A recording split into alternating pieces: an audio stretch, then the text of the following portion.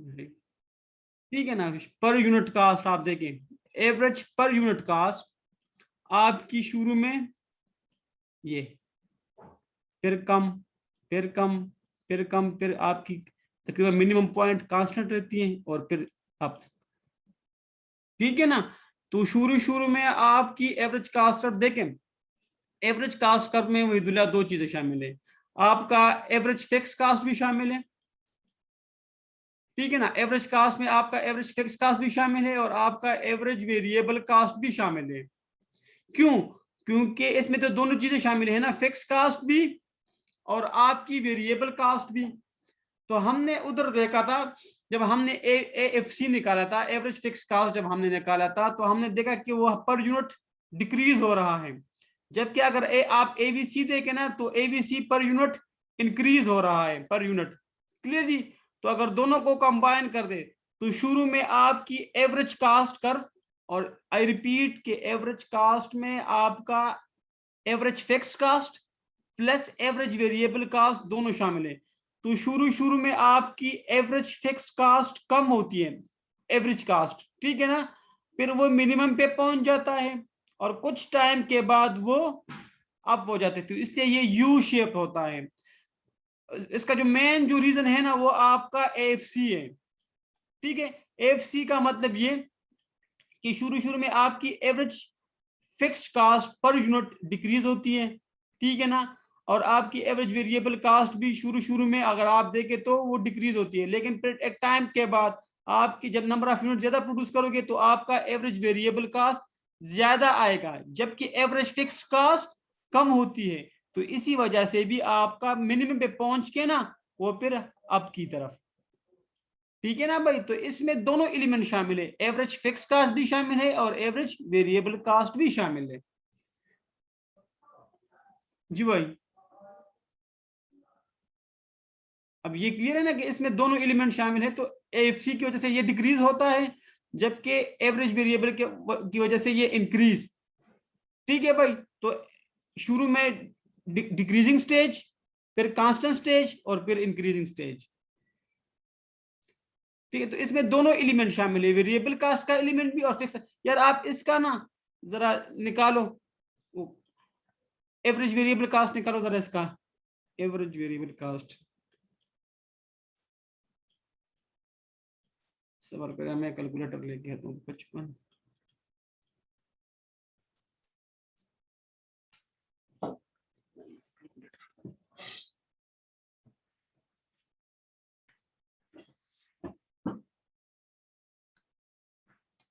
फिर अगर आप 95 को 2 पे डिवाइड कर देते, 95 तकसीम 2, तो ये आपके पास 47.5। फिर अगर आप 130 को डिवाइड कर दोगे, 130 डिवाइड बाई 3, तो ये आपके पास 43.33। तो आप देखो, इसको फिर कैलकुलेट करके ना मजीद आप देख ले।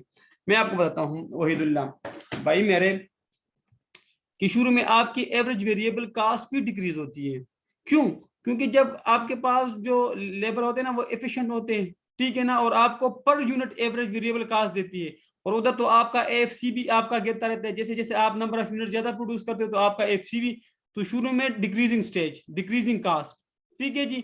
लेकिन फिर आप एक स्टेज पे आ जाते हो कि आपका per unit cost, variable cost भी इंक्रीज हो जाता है, जिसकी वजह से आपका कर्व फिर इस तरफ मूव कर लेते हैं। ठीक है। तो ये टेबल को अगर आप समझना, याद करने की जरूरत नहीं है, इस टेबल को सिर्फ समझना है आप लोगों ने। सही है जी। जी काइंडली इसमें कोई कंफ्यूजन? अच्छा ये तो हुआ पेज 133 पे। 131 पे क्या था भाई?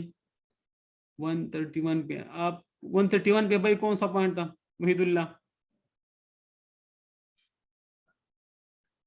133 पे तो क्लियर हुआ ना, 131 पे कौन सा पॉइंट था? अब मुझे पेज 133 एंड 131।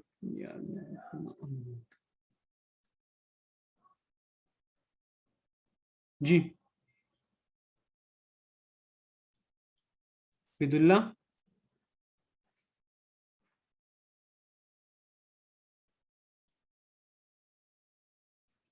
काइंडली किसी को और भी कोई मसला इसमें? काइंडली इसमें, इसमें, इसमें जी काइंडली पूछे। समझ को भी जी, बाकियों को भी क्लियर है कि नहीं ये पॉइंट? अच्छा, अगर आपको अभी ये क्लियर है ना, तो मैं आपके साथ एक पास पेपर शेयर कर लेता हूं।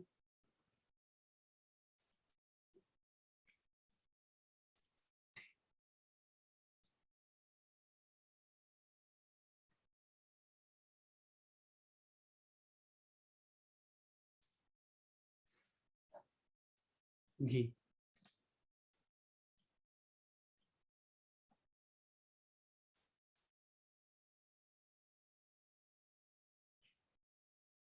उमर कास का शॉर्ट रिव्यू दे दूं?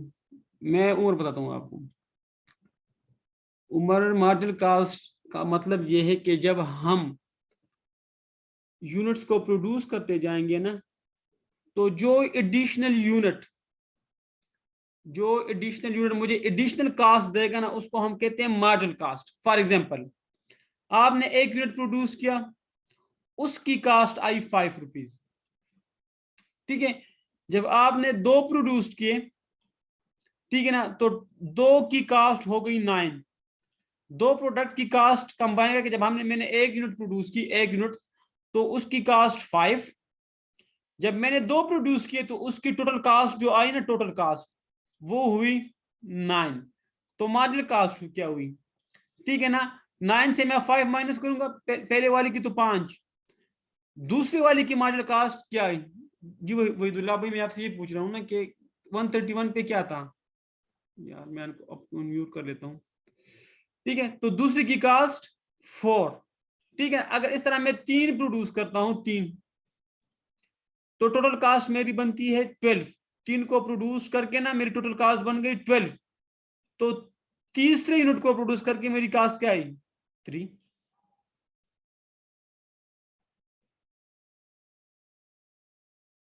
ठीक है भाई, तो ये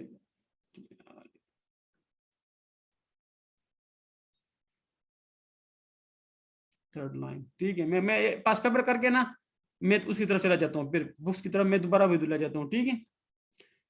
मैं थर्ड लाइन को ना देख के आपको बताता हूँ। अच्छा, अब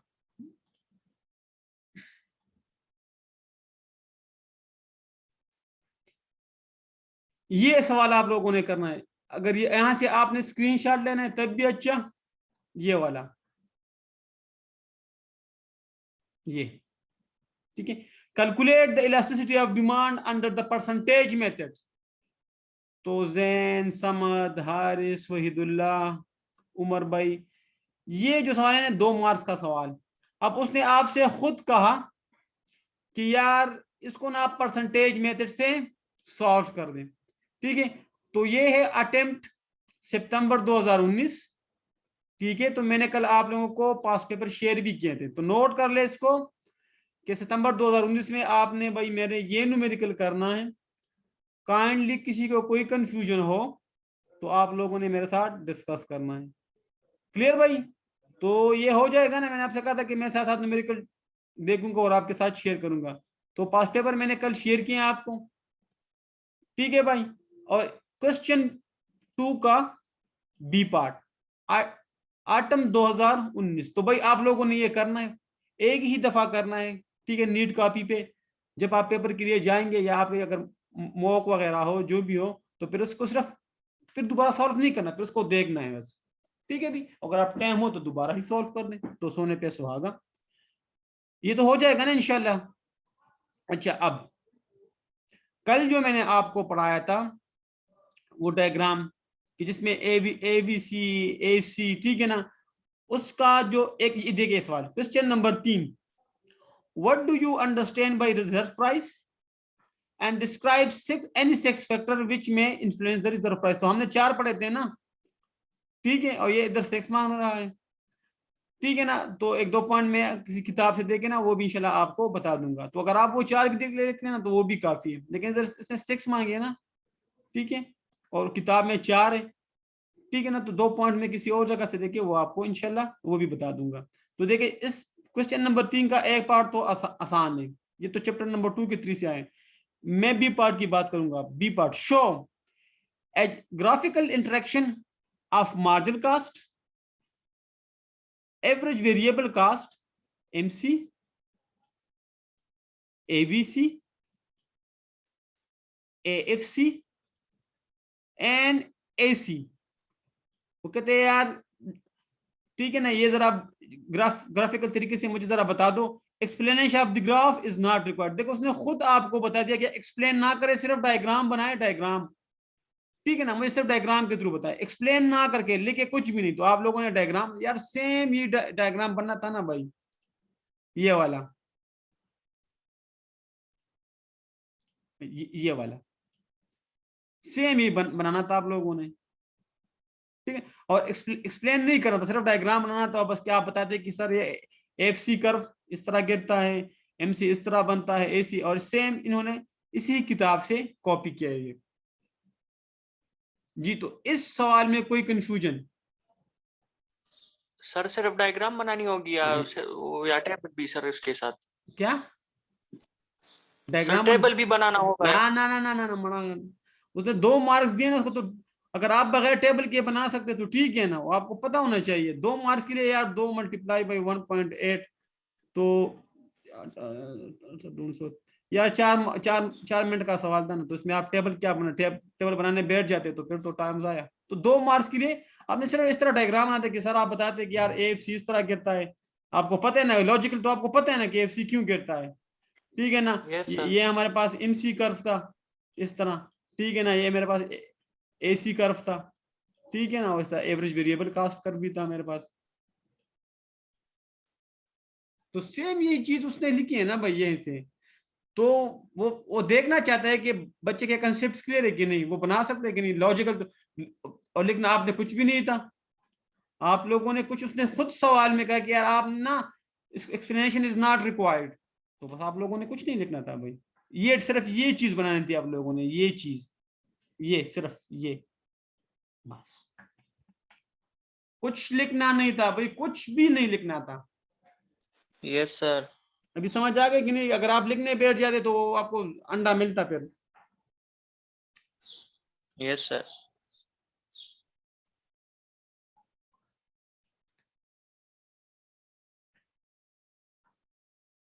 ना, अगर आप टेबल बनाओगे, तो अगर आप इस तरह की टेबल बना सकते हो हफ्सा, बच्चे देखें, तो फिर आपको ये वैल्यूज याद करने पड़ेंगे। और अगर आप अपनी तरफ से लिखोगे तो फिर भी मसला। तो इसलिए इस टेबल को आप समझे, वो इतना बड़ा टेबल आपसे नहीं मांगेगा।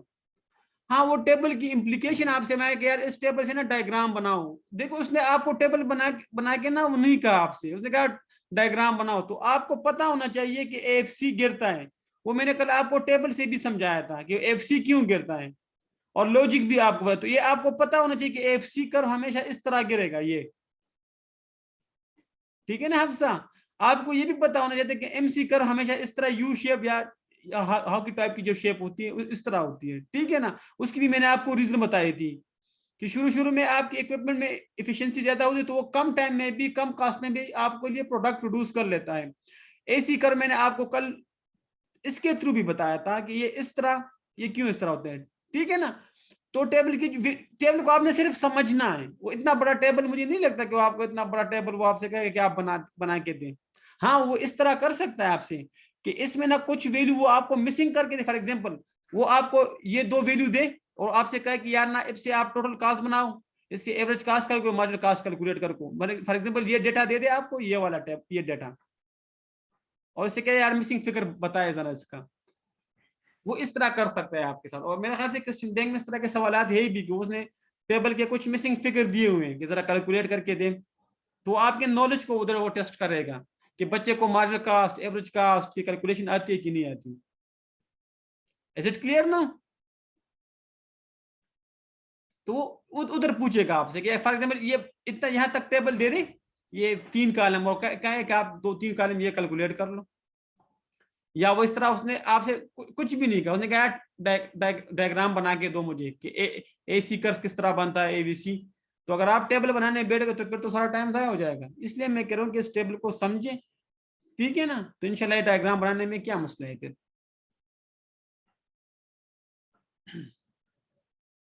जी, किसी और का कोई सवाल? अच्छा, 131 पे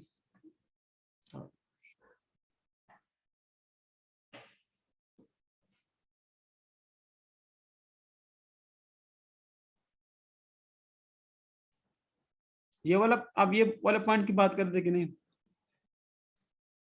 ये वाले पॉइंट की।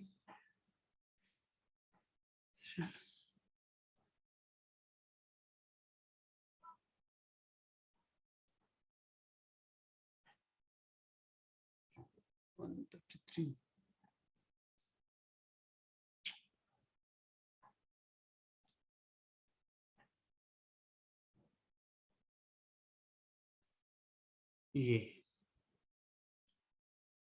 ठीक है, इधर आप देखिए, वो कहता है कि वहीदुल्लाह पूछ रहे कि इस लाइन को जरा समझा दें, मैं बताता हूँ। Once the MC become bigger than the AC, ठीक है, each additional unit will add cos which is greater than the average, which is greater than the average, thereby increasing the average।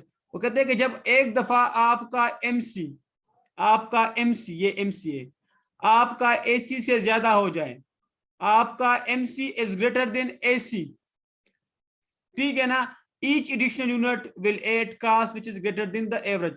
फिर जब हम additional unit प्रोड्यूस करेंगे ना, उसकी cast ज्यादा आएगी। when your AC is greater than, देखें इधर आपका AC MC के बराबर, इधर आपका AC MC के बराबर, इधर आपका MC is less than AC, MC is less than AC, MC is less than AC and MC is less than AC। अब यहां देखिए आप, यहां से आपका MC is greater than AC, 80 is greater than 65, 98 is greater than 69, 120 is greater than 74, 150 is greater than 82। सही है ना वहीदुल्ला? वो कहते हैं कि जब एक दफा आपका MC आपके AC से ज्यादा हो, ठीक है ना, तो हम जो एडिशनल यूनिट प्रोड्यूस करेंगे उसकी कास्ट हमें ज्यादा पड़ेगी, उसकी कास्ट हमें फिर AC से ज्यादा होगी। क्लियर? जब मैं एडिशनल यूनिट प्रोड्यूस करूंगा, देखो आप, मैं एडिशनल यूनिट प्रोड्यूस कर रहा हूं ना इधर, तो मेरी कास्ट क्या हो रही है, एडिशनल यूनिट बढ़ रही है ना, देखो बढ़ रही है, बढ़ रही है। सही है जी? क्लियर? तो ये वो कह रहा था।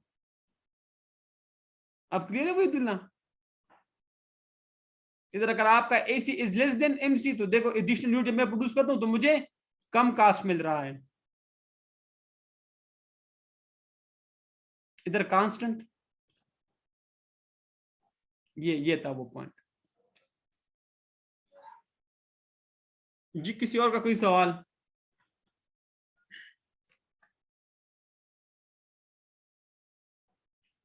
ये भी ऑब्जेक्ट में वो पूछ सकते हैं आपसे कि अगर आपका MC इज लेस देन, आपका MC इज लेस देन हो AC का, तो फिर क्या सिचुएशन होगी? तो जब आप एडिशनल यूनिट प्रोड्यूस करोगे तो आपको कास्ट कम पड़ेगी, और जब आपका MC is greater than AC हो, तो जब आप एडिशनल यूनिट प्रोड्यूस करोगे तो आपको एडिशनल यूनिट प्रोडक्शन में क्या कास्ट होगी, तो ज्यादा होती जाएगी पिछले वाले से। तो वो पूछ सकते हैं, दिस इज इंपॉर्टेंट।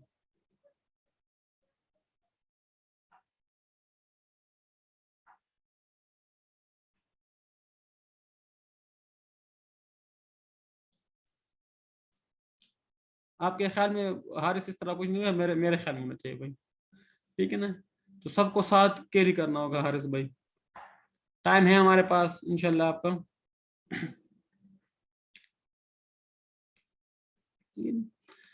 जी किसी और का कोई सवाल?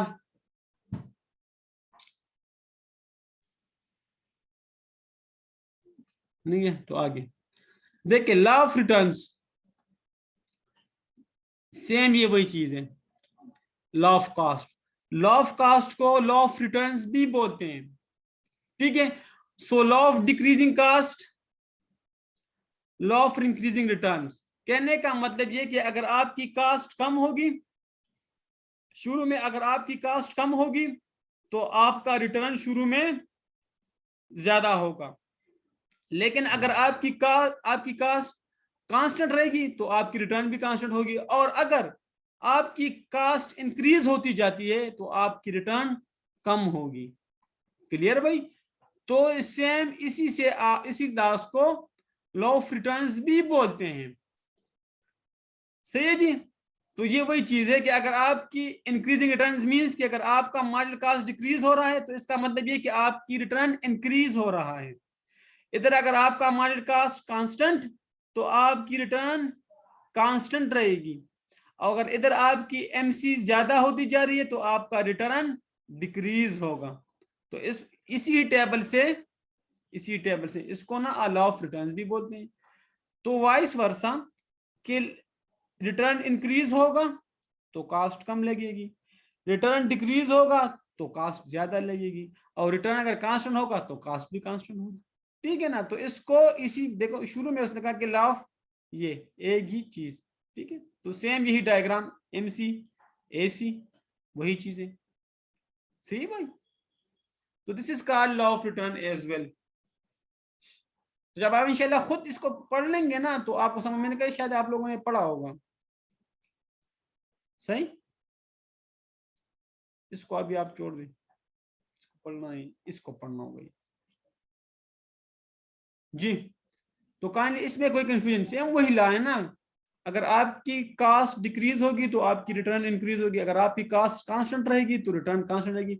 अगर आपकी कास्ट डिक्रीज हो, आपकी जो कास्ट है ना वो ज्यादा होती जाएगी, इंक्रीज होती जाएगी, तो आपकी रिटर्न डिक्रीज होती जाएगी, सही है जी। काइंडली कोई कंफ्यूजन,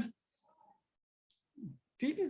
तो मैं आज पढ़ाऊंगा law of variable proportion, one of the most important topic.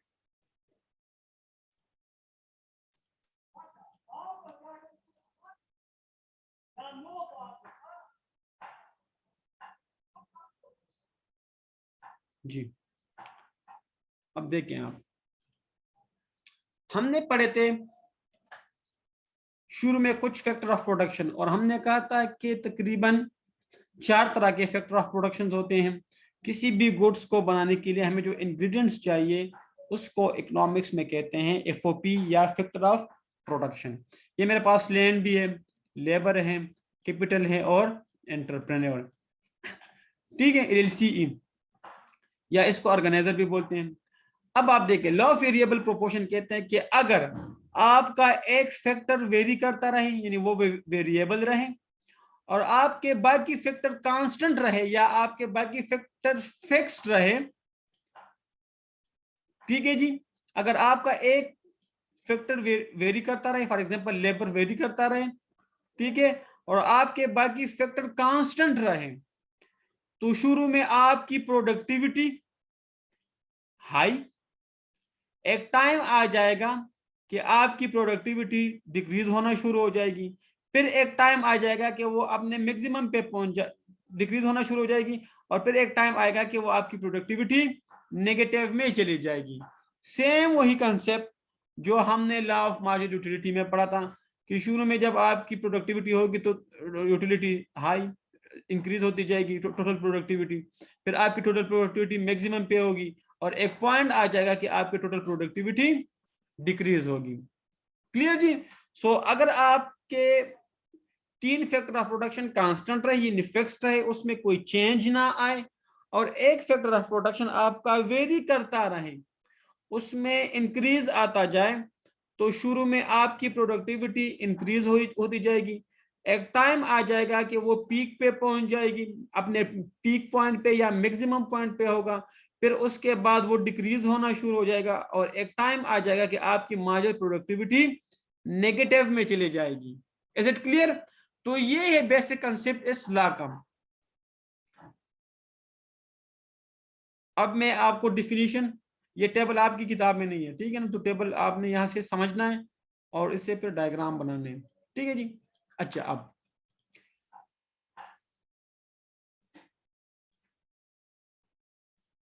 when quantity of one variable input या FOP in a production process is increased, जब आप एक फैक्टर ऑफ प्रोडक्शन इंक्रीज करते जाएंगे, वेरिएबल फॉर एग्जांपल लेबर, ठीक है, where other input remain the same, other input means आपका capital, आपका लैंड और आपका ऑर्गेनाइजर या एंटरप्रेन्योर कांस्टेंट रहे, मार्जिनल प्रोडक्टिविटी फर्स्ट ही इंक्रीज, आपकी एमपी पहले इंक्रीज होती जाएगी, MP means marginal productivity, then reach maximum point, फिर मैक्सिमम पॉइंट पे पहुंच जाएगी, और फिर स्टार्ट डिक्रीजिंग और फाइनली बिकम नेगेटिव। तो शुरू में आपकी एमपी इंक्रीज होती जाएगी, आपकी टोटल प्रोडक्टिविटी भी इंक्रीज होती जाएगी, आप वो फिर मैक्सिमम पॉइंट पे पहुंच जाएगा।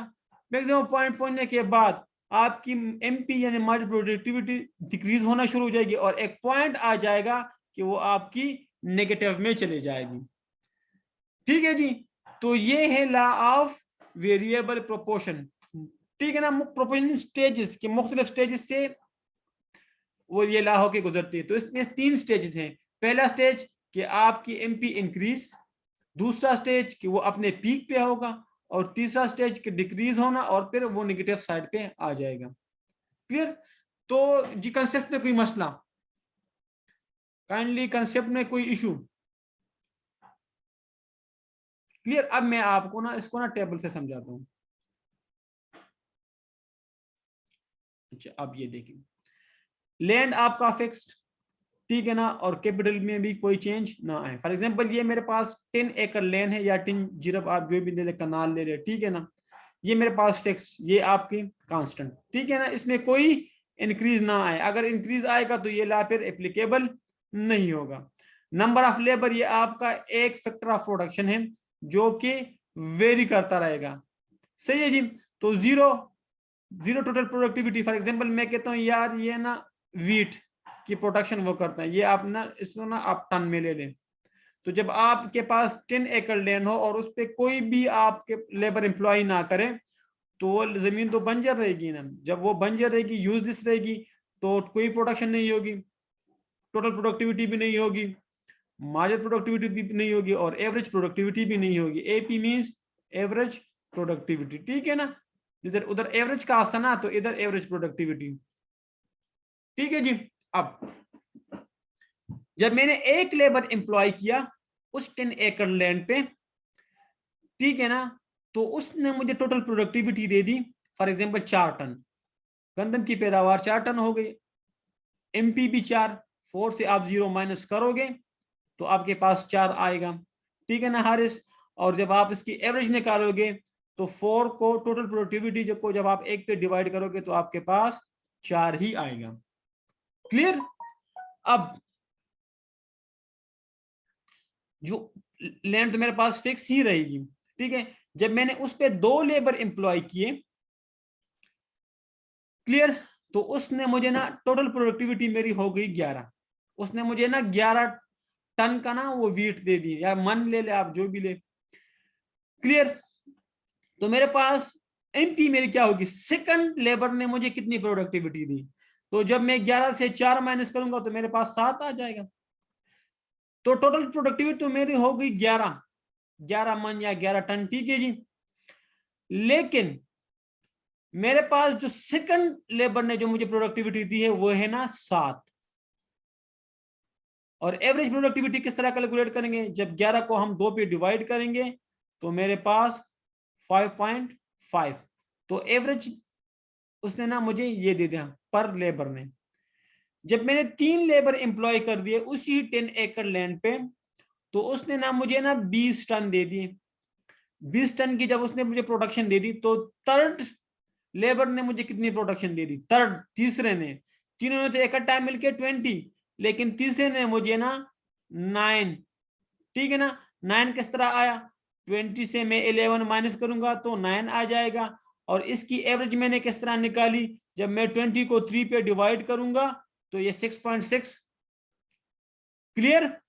जब मैंने 4 लेबर एम्प्लॉय किए तो चारों ने मिलकर मुझे ना 30 टन वीट दे दी, या आप जो भी मिसाल दे ऊपर शुगर वगैरह जो भी आप लेते हैं, ठीक है ना। तो चारों ने इकट्ठे मुझे 30 टन, चौथे ने कितनी प्रोडक्शन दे दी, फोर्थ वन ने 10 किस तरह निकाला मैंने, 30 से मैं 20 माइनस करूंगा तो 10 आ जाएगा। एवरेज किस तरह निकाला मैंने, 30 को मैं 4 से डिवाइड करूंगा तो 7.5, 30 को मैं 4 से डिवाइड करूंगा तो 7.5। Is it clear? जब मैंने 5 इस तरह 6, तो इस तरह ये मुझे टोटल प्रोडक्टिविटी। अब आप देखें जब मैंने 5 एम्प्लॉय किए, 5, तो मेरी टोटल प्रोडक्टिविटी हुई 39 टन, ठीक है जी। और फिफ्थ वन ने कितनी दे दी, 9 एवरेज ये। इस तरह जब मैंने 6 एम्प्लॉय किए तो 6 ने इकट्ठे 46 टन, एवरेज सिक्स वन ने 7 दे दिए, ठीक है। और एवरेज 7.6। इस तरह जब मैंने 7 एम्प्लॉय की तो 50, ठीक है ना। तो 7th लेबर ने मुझे कितनी प्रोडक्शन दे दी, 4, और इस तरह 7.1। इसी तरह 8 और 9, देखो 8 50 टन, 7 ने भी वही दी, 8 ने भी 0। जब मैंने 9th लेबर अप्लाई किया, ठीक है ना, तो टोटल प्रोडक्टिविटी मेरी हो गई 45, और जो 9th 1000 ना निगेटिव में चली गई, ठीक है। और आपकी जो एवरेज थी ना, एवरेज आपका 5।